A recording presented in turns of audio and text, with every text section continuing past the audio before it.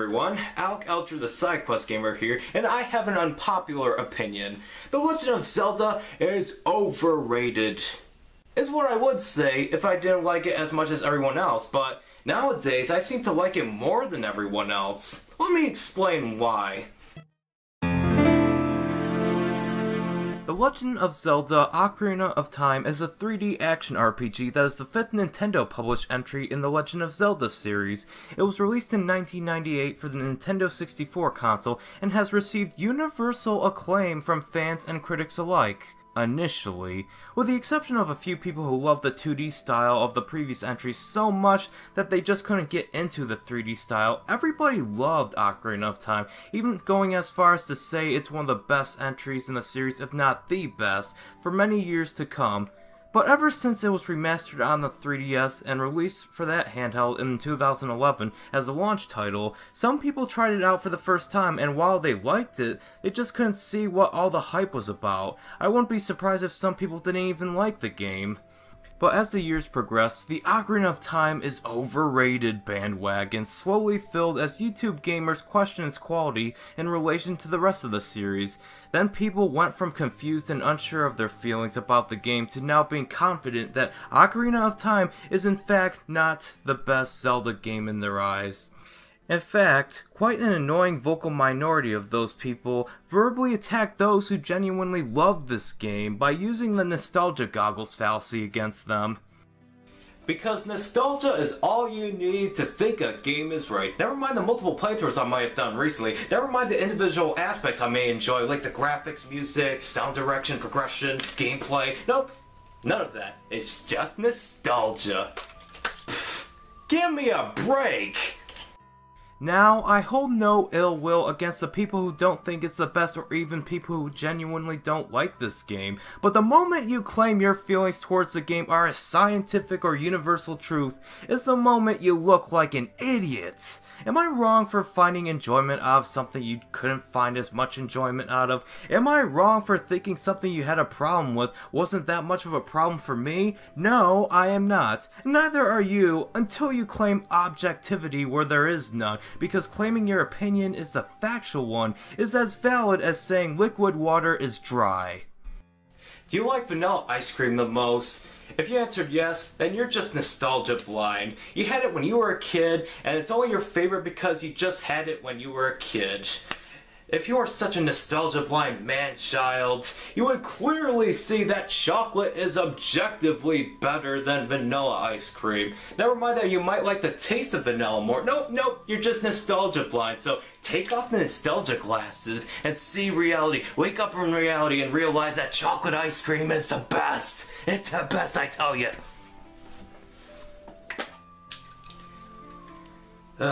See how ridiculous that sounds? Same can be applied to video games or anything that you have to subjectively like or dislike. But anyways, The Legend of Zelda Ocarina of Time was developed around the same time Super Mario 64 was beginning development. Nintendo EAD were the ones in charge of the project, and while Super Mario 64 was released in 1996 as the launch title for the Nintendo 64 console, they planned on Ocarina of Time being a launch title to the Nintendo 64 DD expansion, which was basically the Sega CD of the Nintendo 64 that never made it out of Japan and saw games like Animal Forest, which we later got on the GameCube as Animal Crossing.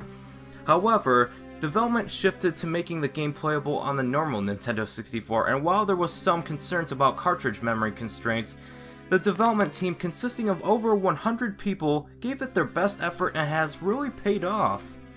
This game upon release was the largest game Nintendo has created for the Nintendo 64, being on the 32 megabyte cartridge and all. While Ocarina of Time will be outdone by later Nintendo 64 games, heck, Nintendo later even outdid Ocarina of Time themselves with its sequel, Majora's Mask, but there's just no denying this was very impressive for its time.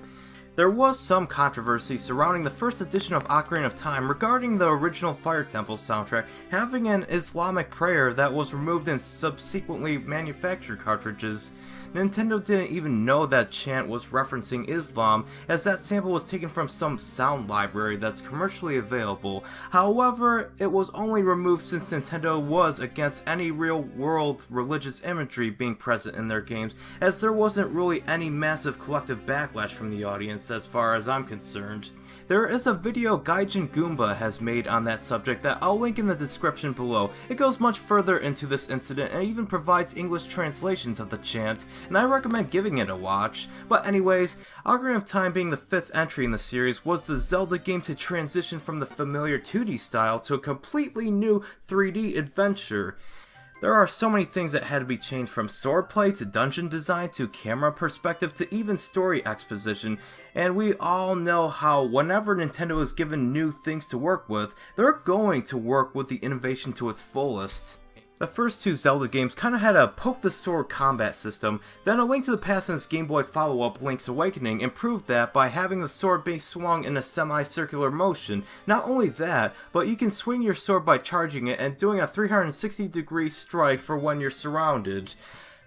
Ocarina of Time is in 3D, so how's the combat going to be intuitive? Well, the developers, mainly Shigeru Miyamoto, wanted a simulation of actual swordplay where something as simple as slash the sword became all about complex swordplay and strategy. You can slash it akin to A Link to the Past, but you can also use the joystick to control the blade's movement. Do you want to swing it sideways or downwards? You can also lock onto enemies with the Z button, which targets the enemy and allows for more combat options like a jump strike, backflips, strafing, etc, etc. While I regard A Link to the Past as my favorite in the Zelda series, I do like this form of combat a little more. Sure, 5% of the time the Z targeting would force the camera to be trapped behind the level geometry, making me not see what's going on. I have heard from some people that the Z targeting makes the camera quote-unquote bad, because the fixed angle would not allow you to see an enemy that's behind you, but that would be your fault if you get damage. Why? You're not supposed to just rely on your eyes like you would for the first 4 Zelda games. You have to listen to the distinct noises the enemies make, like the Stalfos rattling to even the footsteps of other enemies. You can hear when they're in front of you, you can hear when they're behind you, you can hear when they're atop of you about to strike. This is also one of the first games to use surround sound. While you do have stereo and mono available, surround sound is the way to go for this adventure. It would allow for you to hear things much more clearer, and if you play this game, do not play it without surround sound on. You'll be missing out if you choose otherwise, and unless you're one of those with a TV set from the 1980s, then there's no excuse, as any TV made past the early 2000s can support surround sound capabilities, unless it's like a cheap set. It's one of those rare instances where the sound direction actually improves the gameplay rather than just be a side dish to it. You may take it for granted now, but this was new back then. But as for the story, progression, and presentation, the transition to 3D allowed for many new additions to the franchise. The game begins not with a text scroll, still images, and pantomime cutscenes like A Link to the Past and part of Link's Awakening's intros. It instead shows off flashbacks in a very cinematic style similar to movies. It shows flashbacks of a green tunic kid in front of the castle. A girl and the person riding the horse are running away, and then some green guy with red hair shows up on a demonic black horse, and the green tunic kid is shocked. We all know who the hero is and who the villain is based on these visual archetypes alone. Then it cuts to a giant sentient tree and some luminous spark with wings that we're led to believe is a fairy. These two are the great Deku tree, and the fairy is named Navi. The Deku tree talks about the prophecy and then sends this fairy to the treehouse of the green tunic kid named Link, or whatever you named him. I named mine Alec, obviously, but that's besides the point. His name is Link for the sake of this review. The fairy pesters Link to get up, and he gets up reluctantly. After he gets out of the treehouse, a green-haired girl with a kind face runs over and waves to you. You talk to her and she tells you your first task. Get the sword and shield hidden in the hometown known as Kokiri Forest. This area is your tutorial area, where the inhabitants of Kokiri Forest, being red-haired children with no adults in sight, tell you how this game is played, and in case you forget how to control Link to his full potential, you can always go back to Kokiri Forest and the kids will still teach you how to mainly use Z targeting controls. So anyways, you get the sword in the crawl space and the shield by finding rupees scattered about the forest and using 40 of them at the shop to buy the shield, then talk to that jerk Mido who's blocking you from visiting the Deku tree out of jealousy, but he'll let you through once you have the shield and sword. Then you talk to the tree, and on your way, you see why Mido makes you get the sword and shield in the first place. There are like enemies everywhere. But anyways, the Deku tree will tell you about a curse he's been living with and asks you to get rid of it. So the Deku tree opens up, and that is your first dungeon. That's when all the action starts to happen, and if you are sick of me talking about every detail of the intro, that's what it is in a nutshell. Unlike the predecessors that quickly threw you into the action and taught you with your life on the line, this game spends a nice half hour to an hour before you get to go into the first dungeon and actually fight some enemies. I can get into the first dungeon within 15 minutes, but I would imagine a first timer taking longer and depending on their patience either get sick of it quickly or appreciate it. I'm kind of in the middle where I do love exploring Kokiri Forest and doing what some view as mundane tasks, but I liked how A Link to the Past and even how Majora's Mask taught you how to play the game while throwing you in the action. I honestly think there's a little too much exposition for my taste, as instead of being within optional to talk to NPCs, they decided to make long cutscenes for story exposition. I mean, I like some of these cutscenes, but the first encounter with the titular Princess Zelda is a long cutscene I never look forward to triggering, but I had to in order to get a game progressing item needed to access Death Mountain. Like, the cutscene with the three goddesses was fine and all for the first time when talking to the Deku tree after being the first dungeon, but again with Zelda? I don't care about Nehru, Din, and Ferrer and the creation of the Triforce. I care about that evil man through the window as well as Zelda's prophecy involving the green tunic kids she saw in her dreams.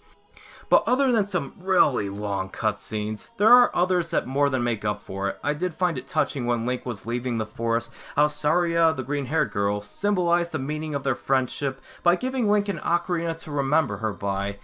That was kind of sad, especially when Link just runs off in an emotionless cowboy riding off to the sunset kind of way, while there is genuine sadness in her eyes as he leaves. Her childhood friend is leaving Kokiri Forest, probably forever, although he does come back to learn a quest essential song needed to access the second dungeon.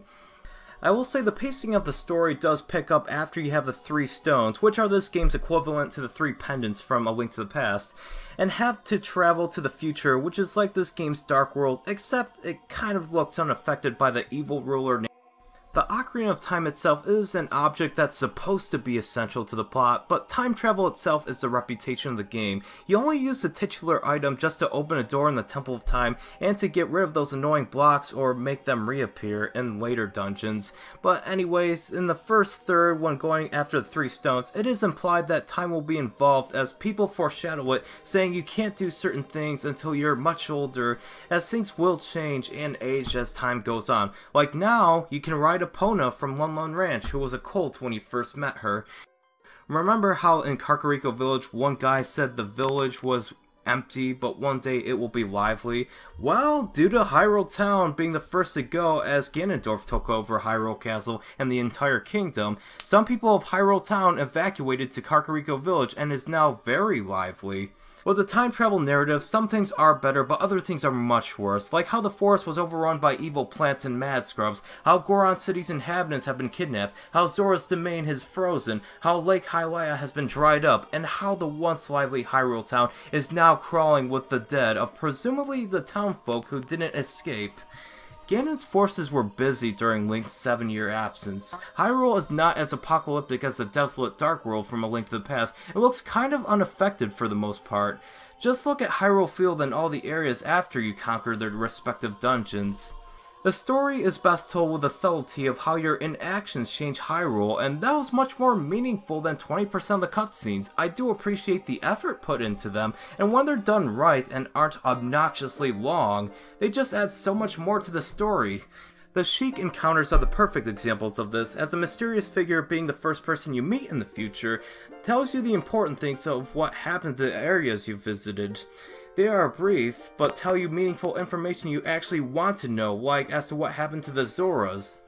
And the ending cutscene is the only one that's long but very meaningful. It just reminds you of the impact your incredible adventure had on the people of Hyrule, so while the pacing of the story was slow in the beginning, it does pick up as soon as you set foot in the future. The main criticism of it being a rehash of a Link to the Past story is something I kind of find unfair. Yes, there are 3 things you need to get to access to another thing that takes you to another world that's a darker version of the one you were in before, and a journey to beat Ganon, but you need to rescue the sages in order for them to help you access the final dungeon, and then the epic showdown. Okay, that is similar. But there are many things different enough where the stories are completely different. I don't remember helping Gorons out of starvation by beating the boss of the dungeon at Death Mountain in A Link to the Past. I don't remember helping the Zora King find his daughter in A Link to the Past. In fact, I was attacked by the Zoras in that game, with the exception of the business Zora who sold me flippers. I don't remember the Sheikah legend, the 3 goddesses, or even Lun Lun Ranch being in A Link to the Past. The only content the story had was the 7 maidens, go save them, and confront Aghanim, and then get the Triforce. There was lore like Blind the Thief and the Knights of Hyrule, but they didn't move the plot forward or anything. A Link to the Past was a very basic plot that was more in favor of exploration and action. Heck, the method of going to the Dark World and going to the future are much different. One has you use a mirror and lands you in the same exact spot in the Dark World's light counterpart, because you can only use the mirror in the Dark World. While traveling back to the past has you go to the Temple of Time, remount the sword, and you're back in the only place you can time travel to. So calling Ocarina of Time as just a Link to the Past rehash is really not much of an analysis other than you've forced yourself to ignore all the cutscenes. I'd argue that A Link Between Worlds is more of a rehash of A Link to the Past due to going back to being light on the cutscenes and the first third taking place in the same Hyrule and requiring you to find the 3 pendants to get the Master Sword, go to that Dark World after a boss encounter with that game's antagonist, and look for the 7 people in the dungeons of that Dark World. Yet everyone praises that game universally, myself included. So, it's only okay for a game that plays similarly to it to reuse some elements of the story, yet it's not okay for Ocarina of Time to do it just for playing differently? I don't understand the logic behind this. The other common complaint is regarding Navi being one of the most annoying characters in gaming, and personally, I like Navi. Sure, she may be annoying and stops you in your tracks to tell you to be careful, but I like her genuine dedication to help you in your adventure. She's at least likable, unlike Tattle from Majora's Mask. They may have given her a more laissez-faire approach when it comes to game tutorials, but she's just too unlikable for me, but that's for next review. I will, however, tell you that Kabora Gabora the Owl is so annoying. So much text of hooting and pseudo-wisdom to scroll through. I get he's supposed to be like the owl from A Link's Awakening, but that owl actually gave you meaningful story exposition. Something Kabora Gabora barely does. Other than how to find Saria to learn Saria's song, he felt so unnecessary to the game. No, I don't want to hear what you said again, just let me play the game! None of the dungeons are even similar in design, as the 3D perspective allowed for much more depth and creativity for the dungeon designs. In this game, there are 3 dungeons in the first third, and 6 more you have to traverse through, which includes the final dungeon. And many of them are creatively designed thanks to the additions like the slingshot, Deku sticks that can be used as torches, and the bow and arrow. But unlike A Link to the Past, some of these dungeons can take more than an hour even if you know what you're doing. But there really isn't any that I despise. Heck, I even like the water temple. Is it repetitive? Yes, and it's definitely not my favorite dungeon in the game, but even on my first playthrough, it didn't really give me that much trouble, other than some backtracking, but you can remedy this with Farer's Wind, which can take you back to the warp point you cast it on. My least favorite dungeons are the well, because of all the invisible obstacles and stuff you can't see because you don't have the Lens of Truth yet, and Jabu Jabu's belly because of carrying Princess Ruto around, and all you have to do is take down parasites and go in the next room to take down more parasites, and then fight this jerk! But they're overall well designed, and even my least favorite ones have something to like about that, even the bottom of the well for its very unsettling atmosphere. The bosses themselves are fantastic, as unlike A Link to the Past where there was some strategy involved, but a few just required you to spam a magic item, the 3D allow for even more complex yet rewarding boss battles. It just makes the boss battle all the more intense, especially with bosses that require multiple weapons to defeat. But as for getting from one place to another, this is where progression isn't ideal. It's much more linear, with the only form of non-linearity being when you get the long shot and beat the Water Temple, and can either do the Spirit Temple beyond Gerudo Valley or the Shadow Temple in Kakariko Village's graveyard. The common complaint, which I kind of agree with, is that Hyrule Field is way too big and empty. I wish I could ride Epona as soon as I'm introduced to this massive land, but even on Epona it feels a little too big. However, there are passages that take you from one area to another, so you don't have to backtrack to Hyrule Field to travel to that area, like the Zora's River and the Lost Woods Connection Pond, the Zora's Domain Lake Hylia passageway, or the Lost Woods Goron City passageway. And when you learn fast travel songs from Sheik, your time on Hyrule Field is even less. If you include learning Epona's song and all the times you had to cross Hyrule Field, you don't have to spend more than 20 minutes of the 12-hour game on that field if you take all the shortcuts. Even after you get the Sapphire, you can shortcut to Lake Hylia, talk to the owl on the grave, and it will fly you to Hyrule Market's entrance. I will say Hyrule Field is unnecessarily large, but I don't think it's the worst thing in the world. I honestly only found it annoying the first time I was trying to go to Hyrule Market and then nighttime hit, making the bridge close and then being forced to spend 5 minutes fighting stall children. As for graphics, some of the textures do look dated by today's standards, as some of them are just flat and washed out. The world and landscape is pretty to look at times, and the game looks fine for a Nintendo 64 game. Even the character models themselves are fine, but once you play Ocarina of Time 3D, you can't go back. It looks so much better. It doesn't help that in some areas, most notably Hyrule Market, are in pre-rendered 3D. It didn't look good on a CRT TV when I had one as a kid, and it looks even worse on modern TV sets, upscaled or not. Donkey Kong Country has pre-rendered 3D visuals, but it looked fine because the sprite work and the backgrounds were all pre-rendered 3D, and that's why it still looks pretty good to this day. But when you have 3D polygons walking around on a pre-rendered 3D landscape like in Final Fantasy VII, it just looks really dated. It never really looked that good in my opinion. The music itself has a lot to offer. For one, each dungeon has their own theme unlike its predecessors, and most of it is just sounds to convey a sense of atmosphere. The Deku Tree has a rhythmic but echoey kind of theme, while Dodongo's Cave and the Water Temple have ambience on its side, and they all work effectively. I really enjoy the chilling yet pleasant Ice Cave theme, the Haunting Well and Shadow Temple theme, and the Kakariko theme that just gives off a sense of peace from the dangerous outside world as the people are going about their daily lives. And I cannot forget the use of the organ version of Ganon's theme. As you ascend the stairs, getting closer to the final battle, you hear the organ get louder and louder as you progress.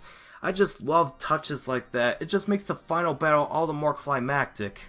But overall, The Legend of Zelda Ocarina of Time, I don't feel it's overrated. To many people, it offered an experience unlike any other, and while the sequels added their own flair, to them, Ocarina of Time was just a more enjoyable experience. I personally don't feel it's the best Zelda of all time, nor even the best 3D Zelda of all time. That would go to Wind Waker for its vibrant visuals, better pacing, likable characters, and massive world that's more rewarding to explore. I bet when I play Majora's Mask and Twilight Princess again, I might like those games a little more than Ocarina of Time, especially Twilight Princess, as even though I completed it once, it would probably be more enjoyable with a second playthrough. I don't know, as I'll have to play it once more to figure that out. I do find that backtracking and slow pacing in the beginning to be the biggest flaws with Ocarina of Time, and I can't really recommend the Nintendo 64 version to everyone. If you are to play any version, get the 3DS version, as it has more modernized visuals and even makes the minor annoyances much more bearable, like equipping iron boots on the touchscreen without the need to pause the game every few seconds, makes the Water Temple less repetitive. I would give the Nintendo 64 version a 94 out of 100, while the 3DS version would get a 96 out of 100. It's not my favorite Nintendo 64 game anymore, but it would probably make my top 10 if I end up preferring it over Majora's Mask. I do think Ocarina of Time is still a great game that you should probably put on your gaming backlog if you haven't already. And that's The Legend of Zelda Ocarina of Time. I don't think it's overrated, I love it, and I think it's great, still to this day, whether you play the Nintendo 64 version or the 3DS version. And before a few of you go out of your way to gamesplain me and my fellow Ocarina of Time enthusiasts as to why this game is truly overrated and doesn't deserve the praise I give it, don't waste your time, don't waste your breath. I like this game so much for reasons that make sense to me. I listed my reasons and you have your own reasons. You don't like this game as much as everyone else does for reasons that make sense to you, and so just be respectful of one another because I'm kind of sick of all the arguments as to whether this game is overrated or not. It's a game, it plays well, that's all I know.